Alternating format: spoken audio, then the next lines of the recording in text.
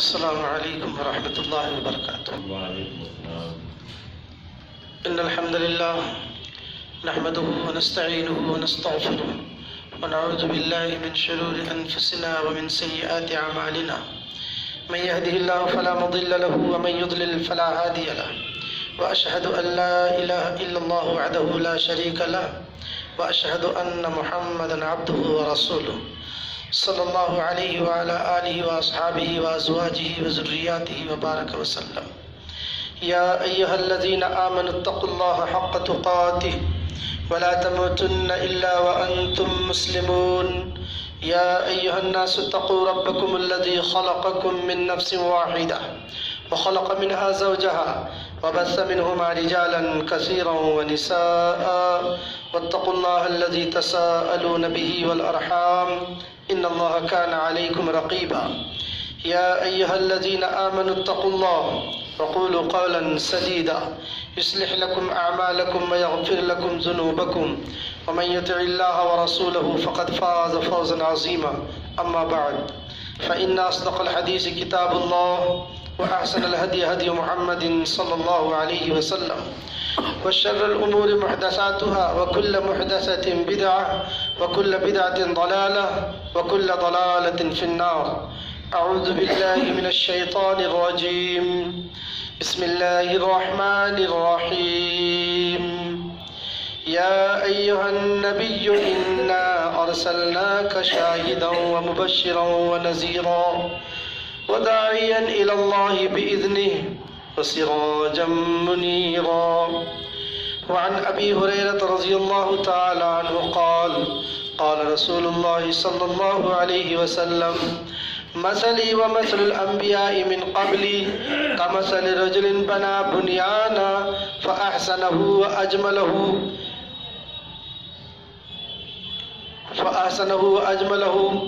إلا زاوية من زواياه فجعل الناس يطوفون به ويعجبون له ويقولون هلا وضعت هذه اللبنة فأنا اللبنة وأنا خاتم النبيين۔ رواه البخاری ومسلم وأحمد في مسنده۔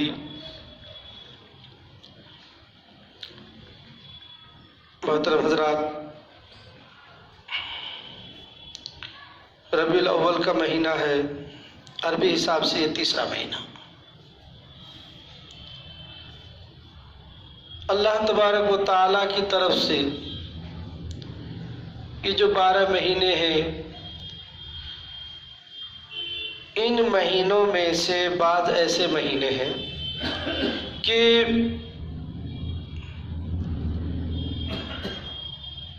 جن مہینوں میں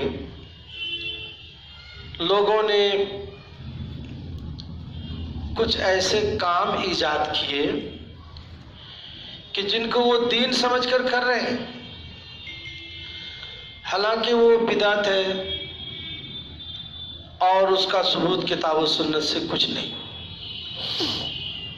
اتفاق سے ان چند مہینوں میں سے ایک مہینہ ربیع الاول کا مہینہ بھی، کہ اس مہینے میں بھی لوگ کچھ ایسے امور سر انجام دیتے ہیں کہ جن کو وہ دین سمجھ رہے ہیں، حالانکہ دین سے ان کا دور دور کا بھی واسطہ نہیں ہے۔ اسی لیے اس مہینے کی خرافات، محدثات، رسومات و بدعات کی طرف نظر کرتے ہوئے میں نے آج کے اس پروگرام اور آج کی اس محفل کے لیے ہم نے جو عنوان منتخب کیا ہے وہ میلاد النبی یا میلاد النبوت۔ میلاد ولد یلد سے مصدر میمی ہے، میلاد اس کے معنی پیدا ہونا، میلاد النبی یعنی نبی کا پیدا ہونا۔ اور جب ایک آدمی پیدا ہوا تو میلاد کے معنی میں ظہور ہے یعنی ظاہر ہونا، تو میلاد النبی نبی کا پیدا ہونا، اور میلاد النبوت نبوت کا ظاہر ہونا۔ تاریخ کے جاننے والے اچھی طریقے سے اس بات کو جانتے ہیں کہ 571 عیسوی میں جناب محمد رسول اللہ صلی اللہ علیہ وسلم کا میلاد ہوا، آپ کی پیدائش ہوئی، اور آپ کی پیدائش سے چند مہینے پہلے ہی آپ کے باپ کا انتقال ہو گیا تھا۔ پیدائش کے چند سال کے بعد 5-6 سال کے بعد ماں کا انتقال ہو گیا. 8ویں-10ویں سال کے اندر دادا کا انتقال ہو گیا. 15-16 سال کی عمر میں اپنے چچا ابو طالب کے ساتھ شام کا سفر کیا تجارت کے لیے. 25 سال کی عمر میں حضرت خدیجہ رضی اللہ تعالیٰ عنہ سے شادی ہوئی. 35-36 سال کی عمر میں غار ہرا پہاڑ کے گوفے میں آپ تنہائی میں بیٹھنے لگے.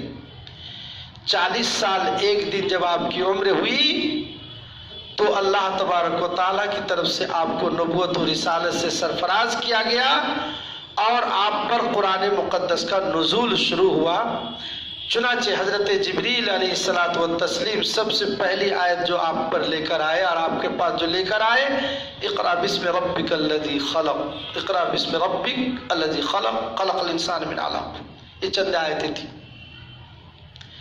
اس طریقے پر 53 سال کی عمر میں آپ نے مکے سے ہجرت کیا، مدینہ پہنچے اور پھر 63 سال کی عمر میں مدینے میں آپ کا انتقال ہو گیا.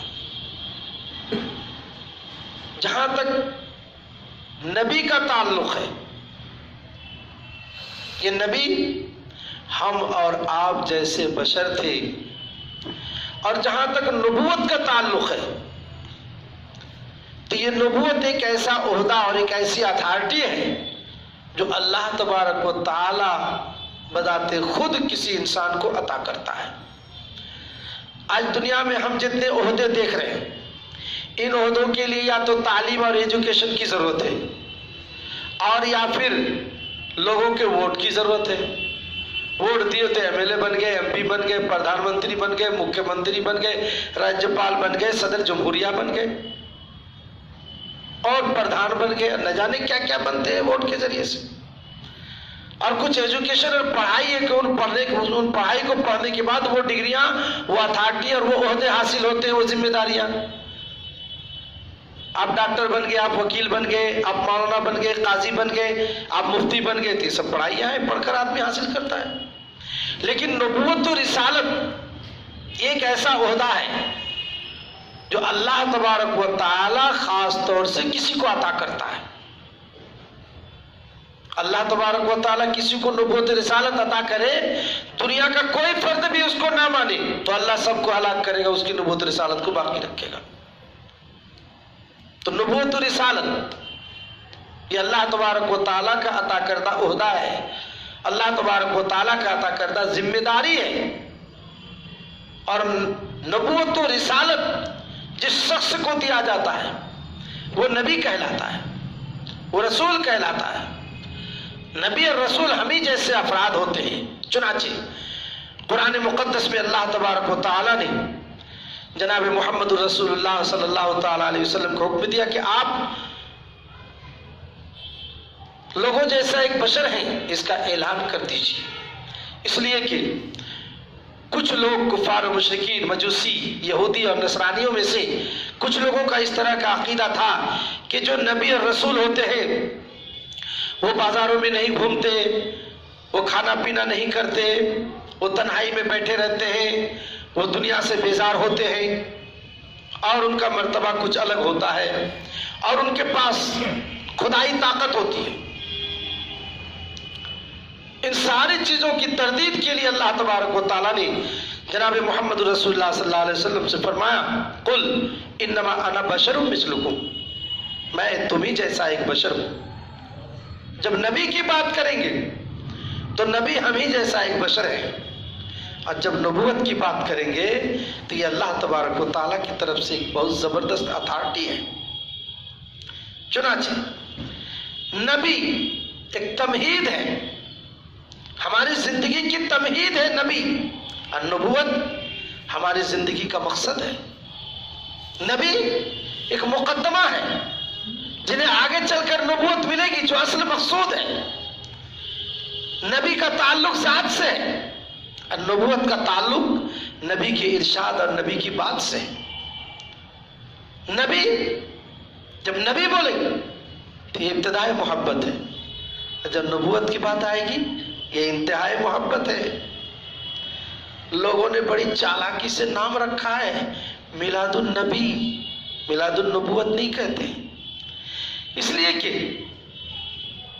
جب نبی کی ذات کی بات آئے گی، جب نبی کہیں گے تو ذات کی بات آئے گی، ذات سے کیا لینا دینا؟ ذات کے ساتھ اتباع کا تعلق نہیں ہے، فرما برداری کے اطاعت کا پیروی کا تعلق نہیں ہے۔ لیکن جب نبوت کی بات آئے گی تو نبوت کے ساتھ اتباع، اطاعت، فرما برداری اور پیروی کی بات آتی ہے۔ نبی کا تعلق ذات سے، نبوت کا تعلق بات سے، نبی کا تعلق ذات سے ہے، اور ذات کیا ہے؟ انما انا بشر مثلکم، میں تمہیں جیسے ایک بشر ہوں، ایک سر، دو آنکھیں، دو کان، ایک ناک، ایک منہ، دو ہونٹ، ایک چہرہ، دو ہاتھ، دو پیر، اعضاء و جوارح سب ایسے۔ تو ذات کی پیروی کیسے کریں گے آپ؟ نبی کی طرح سر بنا لیں گے، نبی کی طرح آنکھ بن جائے گی آپ کی، نبی کی طرح ہونٹ بنا سکتے ہیں، نبی کی طرح چہرہ بنا سکتے ہیں آپ، نبی کی طرح ہاتھ پیر بنا سکتے ہیں، نبی کی طرح صحت بنا سکتے ہیں، جسم و جسد کو نبی کی طرح بنا سکتے ہیں۔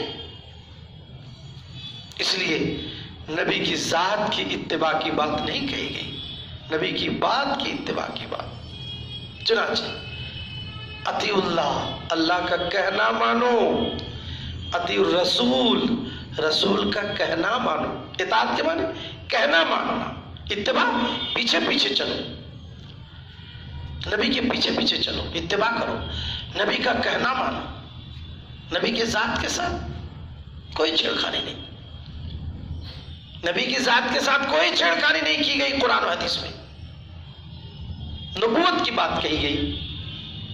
ربیع الاول کے مہینے میں کچھ لوگ نبی صلی اللہ علیہ وسلم کی پیدائش کا دعویٰ کرتے ہوئے جشن مناتے ہیں۔ چنانچہ ربیع الاول کی خاص طور سے ہندوستان وغیرہ میں، پاکستان وغیرہ میں ایک بات مشہور ہے کہ نبی کی پیدائش ربیع الاول کے 12 تاریخ کو ہوئی، لیکن نبی صلی اللہ علیہ وسلم کی پیدائش کے سلسلے میں علماء کا اختلاف ہے۔ ہاں یہ بات کنفرم اور یقینی ہے کہ نبی کا وفات ربیع الاول کے 12 تاریخ کو ہوئی۔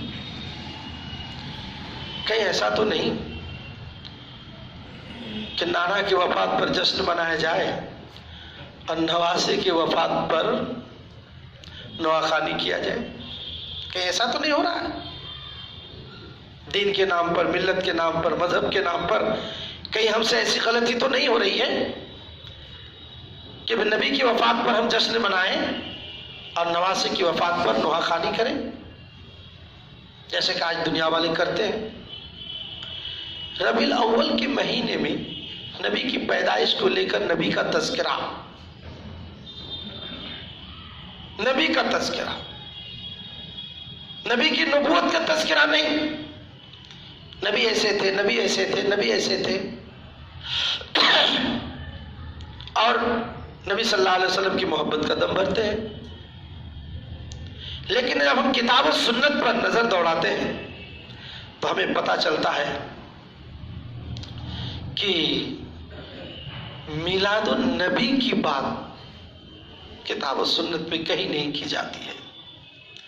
ظہور نبوت اور میلاد النبوت کی بات کی جاتی ہے۔ چنانچہ اگر کوئی شخص یہ سمجھے کہ ربیع الاول کے 12 تاریخ کو نبی کا تذکرہ کر کے ہم نبی کی محبت کا حق ادا کر دیے، یہ بہت بڑی غلطی اور یہ بہت بڑی کمی اور یہ بہت بڑی ہماری غلط فہمی ہوگی۔ اس لیے کہ اللہ تبارک و تعالیٰ نے نبی کی نبوت کا تذکرہ کا ایک سسٹم دنیا میں چلا دیا ہے۔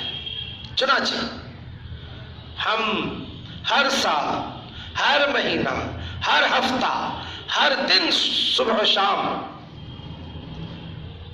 روزانہ 6 مرتبہ اذان کہتے ہیں، وہ ہندوستان میں آ کے 5 مرتبہ ہو گئی ہے اذان. جہاں سے اذان شروع ہوئی تھی آج بھی وہاں 6 مرتبہ ہی اذان ہوتی ہے. 6 اذانوں میں اللہ اکبر اللہ کا تذکرہ، اشہد ان لا الہ الا اللہ اللہ کی توحید کا تذکرہ، اشہد ان محمد الرسول اللہ جناب محمد الرسول اللہ صلی اللہ علیہ وسلم کی رسالت کا تذکرہ. چنانچہ ایک اذان میں 2 مرتبہ اشہد ان محمد الرسول اللہ بولتے، 6 مرتبہ اذان ہو تو 12 مرتبہ اشہد ان محمد رسول اللہ بولتے. 5 اقامت میں کم از کم 5 مرتبہ اشہد ان محمد رسول اللہ بولتے تو 12 اور 5 17. اذان اور اقامت کے ذریعے سے روزانہ 17 مرتبہ اللہ تبارک و تعالیٰ نے میلاد النبوت کا تذکرہ کیا ہے. کیا آپ یہ سمجھتے ہیں کہ ربیع الاول کے مہینے میں میلاد النبی کا تذکرہ کر کے ہم نے نبی کی محبت کا حق ادا کر دیا؟ ہرگز نہیں. دن رات صبح و شام 17 مرتبہ نبی کی نبوت و رسالت کا تذکرہ کیا گیا ہے. اگر روزانہ 17 مرتبہ نبی کی نبوت و رسالت کا تذکرہ ہو تو 10 دن میں کتنے مرتبہ ہوتا ہے؟ پھر 30 دن میں کتنے مرتبہ، ایک مہینے میں کتنے مرتبہ نبوت و رسالت کا تذکرہ ہوگا؟ پھر سال بھر میں کتنا ہوگا؟ پھر 10 سال میں کتنا؟ ایک آدمی 30 40 50 سال تک نمازیں پڑھتا ہے، اذان اور اقامت سنتا ہے، اذان اور اقامت کہتا ہے، کتنی مرتبہ نبوت و رسالت کا تذکرہ ہوتا ہے؟ پھر اتنی محدود سمجھ کہاں سے آئی کہ ربیع الاول کی 12 تاریخ کو نبی کا تذکرہ کر دینے سے نبی کی محبت کا حق ہم نے ادا کر دیا؟ یہ محدود سمجھ کہاں سے آئی؟ دوسری بات یہ کہ نبی صلی اللہ علیہ وسلم کے سلسلے میں کچھ ایسے نعت اور کچھ ایسے اشعار کہے جاتے ہیں جس میں ہم کچھ لوگ یہ دعویٰ کرتے ہیں کہ ہمیں جناب محمد رسول اللہ صلی اللہ علیہ وسلم سے بہت زیادہ محبت ہے، اور وہ محبت کا اظہار اپنے نعت اور اپنے اشعار میں کرتے ہیں. بسا اوقات محبت میں بے ادبی اور گستاخی ہو جاتی ہے، محبت میں بے ادبی اور گستاخی ہو جاتی ہے. ابھی کئی روز پہلے مدرسے کے بغل میں اسلامیہ گلی میں چائے پینے کے لیے میں گیا رات کو، تو چند معمر بزرگ کی قسم کے آدمی نے کہا بیٹھی. میں بیٹھا، بات ہونے لگی تو انہوں نے کہا کہ مولانا یہ وہابی لوگ عشق رسول نہیں مانتے ہیں، رسول سے عشق نہیں کرتے. میں نے کہا کہ بابا جی توبہ کیجیے، رسول سے عشق کہیں کیا جاتا ہے؟ بولا کیوں نہیں؟ میں کہا میری بات کا جواب دیجیے، میں جو پوچھ رہا ہوں آپ سے وہ بات جواب دیجیے. بولا بولیے. میں نے کہا اپنی ماں سے مجھے بہت محبت ہے. آپ کو بھی محبت ہوگی اپنی ماں سے؟ جی. بہن سے بھی بہت زیادہ محبت ہے؟ ہاں. پھوپھی خالہ سے بھی بہت زیادہ محبت ہے؟ کیا دادی نانی سے بھی بہت زیادہ محبت؟ بولا ہاں. اگر میں اپنی ماں سے کہوں کہ امی تجھ سے مجھے بہت محبت ہے، ہو سکتا ہے امی یہ جواب دے کہ ہاں بیٹا مجھے بھی تم سے محبت ہے. لیکن میں اگر اپنی امی سے کہوں کہ امی مجھے تجھ سے عشق ہو گیا ہے، کہہ سکتے ہیں آپ؟ اپنی امی سے کہہ سکتے ہیں آپ کہ امی مجھے آپ سے عشق ہو گیا ہے؟ اپنی بہن سے کہہ سکتے ہیں کہ بہن تم سے مجھے عشق ہو گیا ہے؟ اپنی پھوپھی اور خالہ سے کہہ سکتے ہیں کہ ہمیں آپ سے محبت ہو گیا ہے، ہمیں آپ سے عشق ہو گیا ہے؟ کہا نہیں کہہ سکتے۔ اچھا آپ بتائیے، ایک 18 سال کا لڑکا اپنی 40 سالہ ماں سے کہے کہ امی مجھے تجھ سے عشق ہو گیا ہے، امی خوش ہوگی کہ تھپڑ مارے گی؟ بدتمیز، بے ادب۔ امی سے کہیں عشق کیا جاتا ہے؟ اچھا امی خالہ پھوپھی بہن کی بات چھوڑو، اگر آپ نے اپنے بڑے بھائی سے کہا کہ بھائی مجھے آپ سے عشق ہو گیا ہے، ابو سے کہہ رہے ہیں کہ ابو آپ سے عشق ہو گیا ہے، چچا تایا سے کہہ رہے ہیں کہ ہمیں آپ سے عشق ہو گیا ہے، دادا اور نانا سے کہہ رہے ہیں، ماما سے کہہ رہے ہیں کہ ہمیں آپ سے عشق ہو گیا ہے، وہ ڈانٹے گی نہیں؟ برا سمجھے گی کہ نہیں؟ کہ مردوں سے عشق ہوتا ہے؟ مردوں کو مردوں سے عشق ہوتا ہے؟ میں کہا جب یہ سارے عشق کے الفاظ، ان سارے رشتوں میں جب عشق کے الفاظ کو استعمال کرنا معیوب اور بدتمیزی اور بے ادبی ہے، رسول اللہ صلی اللہ تعالی علیہ وسلم کے شان میں کیسے کہا جاتا ہے کہ عشق رسول، عشق نبی، مجھے نبی سے عشق ہو گیا ہے، مجھے رسول سے عشق ہو گیا ہے؟ پھر یہ بتائیے، اگر ہم مرد کہیں کہ رسول سے عشق ہو گیا ہے تو اس کا ایک الگ مفہوم ہے، لیکن اگر ہماری ماں بہنیں کہیں کہ رسول سے ہمیں عشق ہو گیا ہے، اس کا ہم کیا مفہوم مراد لیں گے؟ کیا مفہوم سمجھیں گے؟ میں نے کہا آپ لوگوں نے کبھی غور کیا ہے؟ میں لڑنا جھگڑنا بحث مباحثہ کرنا تو میں کرنا پسند نہیں کرتا ہوں، لیکن میں سمجھنے کے لیے سمجھانے کے لیے ایک بات کہہ رہا ہوں کہ اگر ہماری ماں بہنیں کہیں کہ ہمیں رسول سے عشق ہو گیا ہے، نبی سے عشق ہو گیا ہے، لفظ عشق کا کیا مفہوم آپ سمجھیں گے؟ اردو میں عشق کا لفظ کیا مفہوم دیتا ہے؟ عشق سے لوگ کیا سمجھتے ہیں؟ میں نے کہا کہ لفظ عشق رسول کے لیے بہت نازیبا لفظ ہے۔ ایک دوسری بات اور بھی ہے، لفظ عشق یہ ایک دھوکہ ہے، یہ جھوٹ ہے، یہ جھوٹا لفظ ہے۔ کسی سے وقتی طور پر کوئی خوبی دیکھ کر اس سے ایک جو اپنائیت ظاہر ہوتی ہے اس کو عشق کہا جاتا ہے، یہ ایک دھوکہ ہے۔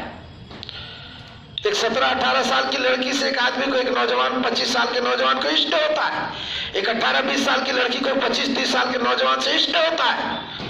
پھر آپ نے کبھی دیکھا ہے کہ ایک 60 سالہ عورت سے کوئی 18 سال کا نوجوان عشق کرتا ہو؟ آپ نے کبھی دیکھا ہے ایک 70 سالہ بوڑھے سے ایک 18 سال کی لڑکی عشق کرتی ہو؟ نہیں کرتی۔ کیوں؟ عشق کے جو سبب تھا وہ ختم۔ یہ ایک دھوکہ ہے، یہ ایک عارضی لفظ ہے۔ اسی لیے پورے قرآن مقدس میں اللہ تبارک و تعالیٰ نے لفظ عشق استعمال نہیں کیا، پورے قرآن میں لفظ عشق اللہ تعالیٰ نے استعمال نہیں کیا ہے۔ محترم حضرات، جب میں نے یہ بات کہی تو انہوں نے کہا بات تو صحیح ہے۔ میں کہا پھر اپنے علماء کو کہیے آپ کہ لفظ عشق کیوں عشق رسول کہتے ہیں، کیوں عشق نبی کہتے ہیں، ان کو سمجھائیے، بجھائیے، ان کے ساتھ مشورہ کیجیے، تو میں نہیں، جھگڑا نہیں، فساد نہیں، سمجھنے کی بات ہے، غور کرنے کی بات ہے، کیسے عشق نبی اور عشق رسول کا لفظ آپ استعمال کرتے ہیں۔ الغرض یہ کہ ایک بات اور بھی، اللہ کے رسول سے عشق ہو تو عشق کا تعلق حسن سے ہے، اور مصر کی عورتیں حضرت یوسف کو دیکھ کر اپنے جو ہاتھ کاٹ لیے تھے وہ کیا تھا؟ وہ عشق تھا جو حضرت یوسف کے حسن کو دیکھ کر پیدا ہوا۔ لیکن یہاں پر تو جمال محمد ہے، وہاں حسن یوسف ہے، یہاں جمال محمد ہے۔ یوسف کا حسن، یوسف بہت خوبصورت ہے، لیکن اس سے بھی خوبصورت ہو سکتا ہے۔ جمال محمد، محمد صلی اللہ علیہ وسلم اتنے خوبصورت کہ اس سے زیادہ خوبصورتی کا تصور نہیں کیا جا سکتا ہے۔ حضرت رسول کا چہرہ بہت اچھا، لیکن اس سے اچھا چہرہ ہو سکتا ہے جناب محمد رسول اللہ صلی اللہ علیہ وسلم کا چہرہ بہت اچھا، اس سے اچھا چہرہ ہو نہیں سکتا۔ حضرت یوسف کی رنگت بہت اچھی، اس سے بھی اچھے رنگ کا نوجوان ہو سکتا ہے۔ اللہ کے رسول کی رنگت بہت اچھی، اس سے اچھا رنگ کا کوئی ہو نہیں سکتا۔ کہ حسن یوسف اور جمال محمد میں فرق۔ لیکن مسئلہ یہاں پر یہ ہے کہ اللہ کے رسول صلی اللہ علیہ وسلم دنیا میں اس لیے تھوڑے آئے تھے کہ جب آپ وفات کر جائیں تو آپ کا سالگرہ منایا جائے اور آپ کے جشن منایا جائے، آمد رسول پر جشن منایا جائے۔ قرآن مقدس میں تو آپ کی پیدائش کی کہیں بات نہیں کہی گئی، قرآن مقدس میں آپ کی اتباع کی بات کہی گئی، آپ کی اطاعت کی بات کہی گئی۔ اس لیے نبی صلی اللہ علیہ وسلم کی نبوت و رسالت کی طرف توجہ دیتے ہوئے آپ صلی اللہ علیہ وسلم کی اتباع اور اطاعت ہونی چاہیے، اور ہمیں اللہ تبارک و تعالیٰ کا شکر ادا کرنا چاہیے کہ ہمیں خاتم النبیین ملا، اور خاتم النبیین کی ہم امت میں ہیں۔ بلکہ قرآن مقدس کا گہرا مطالعہ کرنے سے اس بات کا پتہ چلتا ہے کہ آپ صلی اللہ علیہ وسلم صرف اپنی امت کے نبی نہیں، سارے نبیوں کے بھی نبی ہیں۔ تو آپ صلی اللہ علیہ وسلم نبی النبیین بھی ہیں۔ چنانچہ قرآن مقدس میں اللہ تبارک و تعالیٰ نے فرمایا وَإِذْ أَخَذَ اللَّهُ مِيثَاقَ النَّبِيِّينَ لَمَا آتَيْتُكُم مِّن كِتَابٍ وَحِكْمَةٍ ثُمَّ جَاءَكُمْ رَسُولٌ مُصَدِّقٌ لِّمَا مَعَكُمْ لَتُؤْمِنُنَّ بِهِ وَلَتَنصُرُنَّهُ قَالَ أَقْرَرْتُمْ وَأَخَذْتُمْ عَلَىٰ ذَلِكَ مِصْرِي قَالُوا أَقْرَرْنَا قَالَ فَاشْهَدُوا وَأَنَا مَعَكُم مِّنَ الشَّاهِدِينَ۔ سارے نبیوں سے اللہ نے عہد لیا کہ تمہیں کتاب و حکمت میں دوں، پھر وہ رسول تمہاری تصدیق کرنے والا آ جائے تو تم اس رسول پر ایمان لاؤ گے اور اس رسول کی تم مدد کرو گے۔ قال اقررتم واخذتم علی ذلک مصری، کیا تم اقرار کر رہے ہو؟ کیا تم لوگ مجھ سے یہ عہد کر رہے ہو؟ قالوا اقررنا، سارے نبیوں نے کہا کیا ہم نے اقرار کیا۔ اللہ نے فرمایا فاشهدوا وانا معكم من الشاهدين، تم گواہ رہو میں تمہارے ساتھ گواہ ہوں۔ معلوم کیا ہوا کہ جناب محمد رسول اللہ صلی اللہ علیہ وسلم نبی النبیین بھی ہے، سارے امتی کے لیے ضروری ہے، واجب فرض ہے کہ وہ جناب محمد رسول اللہ صلی اللہ علیہ وسلم پر ایمان لائے۔ اسی طریقے پر تمام انبیاء اور رسول پر یہ فرض تھا کہ وہ جناب محمد رسول اللہ صلی اللہ تعالی علیہ وسلم پر ایمان لائے۔ آپ خاتم النبیین بھی ہیں، آپ صلی اللہ علیہ وسلم خاتم النبی، آخری نبی، خاتم النبیین۔ بہت سے لوگ خاتم النبیین کا ترجمہ نبیوں کا ختم کرنے والا کرتے ہیں۔ نبوت کا سلسلہ چل رہا تھا، آپ آ کر نبوت کا سلسلہ ختم ہو گیا، یہ تو اچھی بات نہیں ہوئی۔ نبی آتے رہتے ہیں، دنیا میں برکت رحمت ہوتی رہتی۔ خاتم النبیین کا کیا مطلب؟ آپ اس کو ایک مثال سے سمجھیے۔ رات چھا گئی، چاروں طرف اندھیرا چھایا، لوگ بہت پریشان ہوئے، بھائی چراغ جلاؤ، رات کو ختم کرو، بگاؤ رات کو۔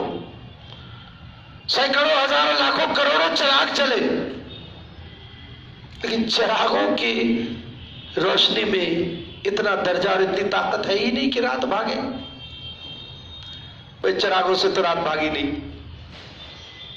تب ستارے جگمگائے، سینکڑوں ہزاروں لاکھوں کروڑوں اربوں خربوں ستارے جگمگائے آسمان میں، رات نہیں بھاگی۔ کیوں؟ ستاروں کے اندر اس درجہ نور ہے ہی نہیں کہ رات بھاگے۔ تب चांद ने अपना चांदनी बिखेरा, पूरी दुनिया में चांदनी फैल गई, लेकिन रात नहीं भागी, इसलिए कि चांद की चांदनी में भी इतना पावर, इतना दर्जा, इतने दर्जे की रोशनी नहीं है कि वो रात को भगा सके। सारे चिराग थक चुके, सारे सितारे थक चुके, चांद की चांदनी मांद पड़ गई, लेकिन रात नहीं भागी। फिर जब सुबह को सूरज तुलू हुआ, रात भाग गई। क्यों? सूरज ने रोशनी के तमाम दर्जात को मुकम्मल कर लिया। जब सूरज ने रोशनी के तमाम दर्जात को मुकम्मल कर लिया तो रात भाग गई।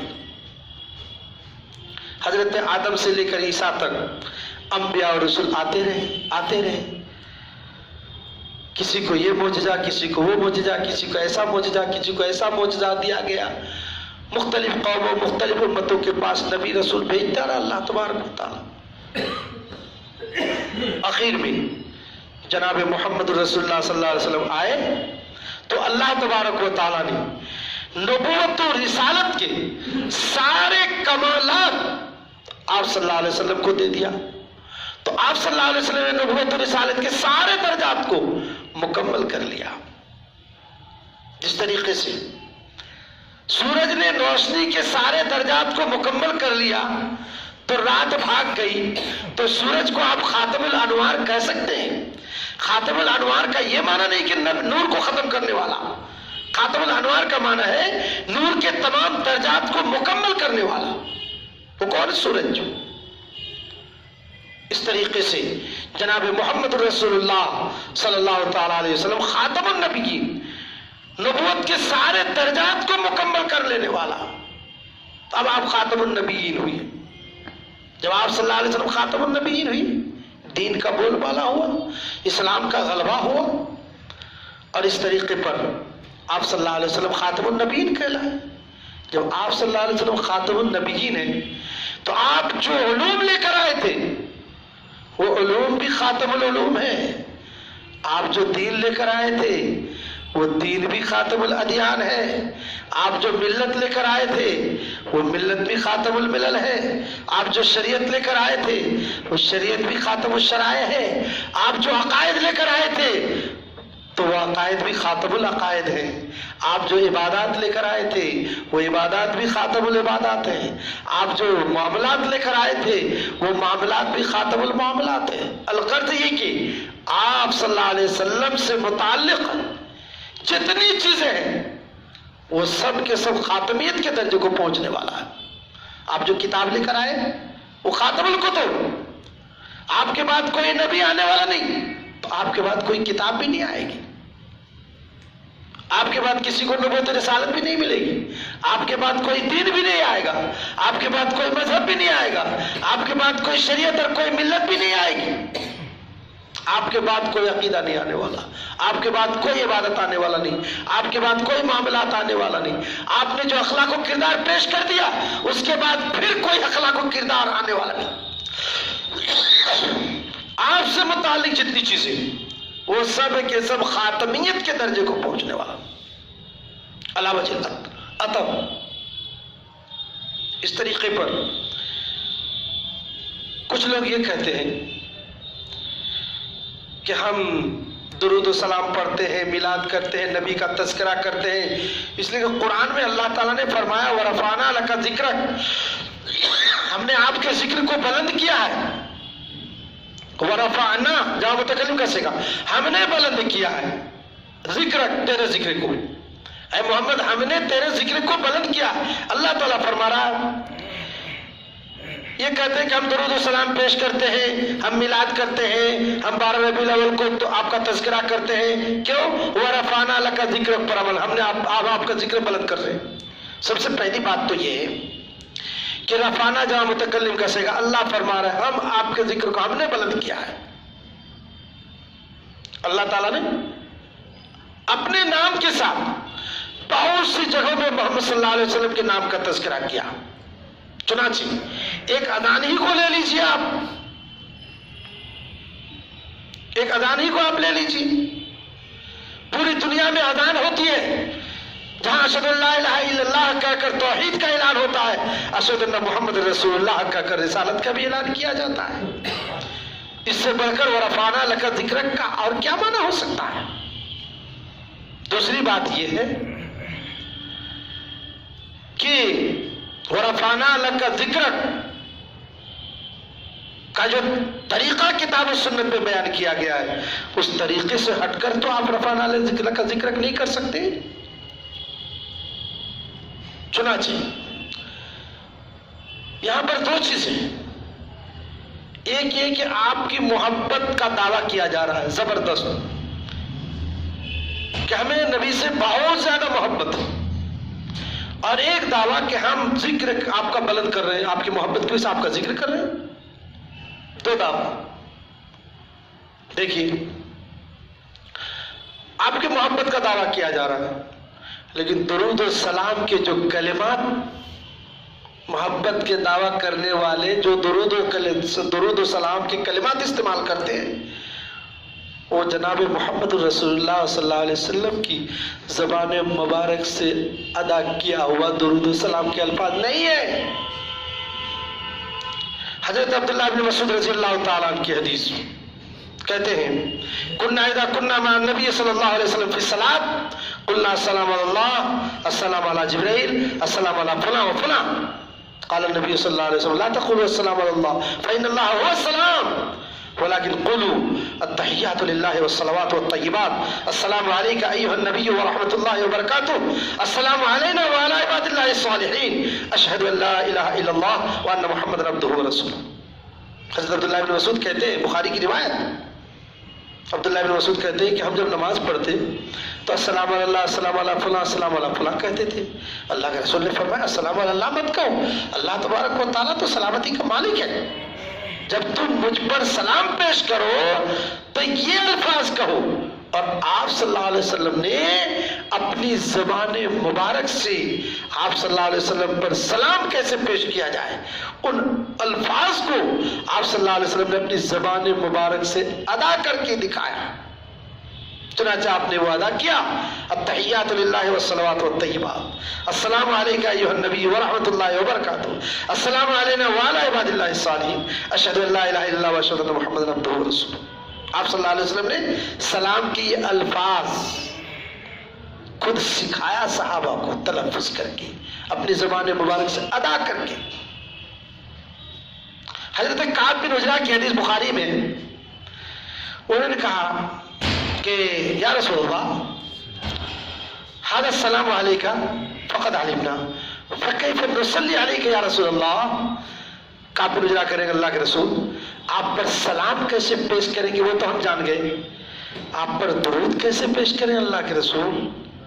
تو جناب محمد رسول اللہ صلی اللہ علیہ وسلم نے فرمایا جب مجھ پر درود پیش کرے تو یوں کہو اللہم صلی علی محمد وعلی آل محمد کما صلیت علی ابراہیم وعلی آل ابراہیم انکا حمید مجید اللہم بارک علی محمد وعلی آل محمد کما بارکت علی ابراہیم وعلی آل ابراہیم انکا حمید مجید۔ تو اللہ کے رسول نے درود کے الفاظ بتائے۔ اب آپ محبت کا دم بھرتے ہیں، ہم اللہ کے رسول سے بہت زیادہ محبت کرتے ہیں، اچھی بات ہے بھائی، محبت کرنا چاہیے ہر ایک کو اللہ کے رسول سے۔ اللہ کے رسول سے جم کے محبت کیجئے۔ کیسی محبت کہ درود و سلام کے وہ الفاظ جو جناب محمد رسول اللہ صلی اللہ علیہ وسلم کی پاک زبان سے ادا ہوئی ہیں،